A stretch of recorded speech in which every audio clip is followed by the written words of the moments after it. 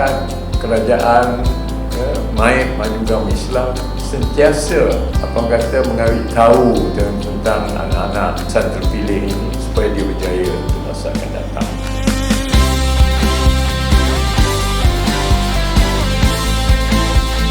Itu matlamat ataupun objektif FCOEE bagi program pembangunan insan terpilih madani PPITM. 211 asas 5 visi dan yang setiap individu sangat bersemangat, dan yang ini satu kredit besar untuk Cikgu Balkis. Tahniah Cikgu Balkis.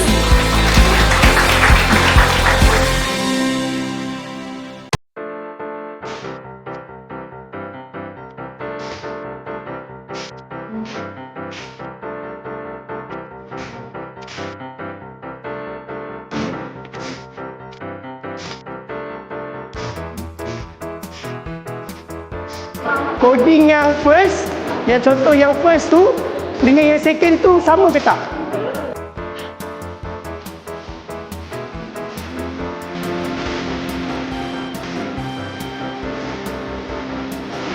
Kalau kita letak move forward, wait 1 second, kita tengok dia dalam pesan.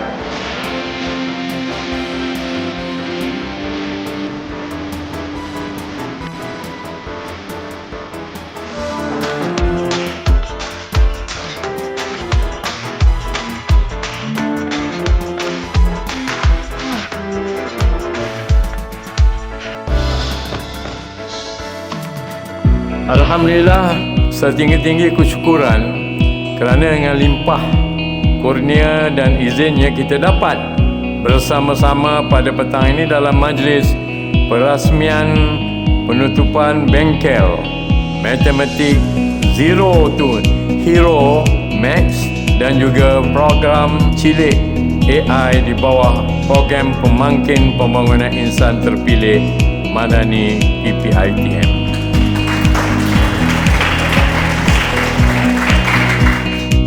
Program pemangkin pembangunan insan terpilih madani PPITM ini merupakan satu inisiatif outreach berfokus yang dibangunkan untuk menyantuni dan membimbing murid berisiko tercicir khususnya daripada latar belakang keluarga asnaf dan B40. Hebat anak-anak asnaf ini. Dia memang ada kebolehan dan sebagainya. Saya juga ingin merakamkan setinggi penghargaan kepada Dia Cotton Sembilan Berahan atas keprihatinannya memberikan tawaran istimewa kepada FCOE bagi pembelian pakaian hari raya untuk anak-anak insan terpilih madani hari ini. Saya dengan ini merasmikan bengkel Matematik Zero to Hero Max dan program cilik AI di bawah program pemangkin pembangunan insan terpilih madani PPITM. Sekian, wabillahi taufiq wa hidayah. PPITM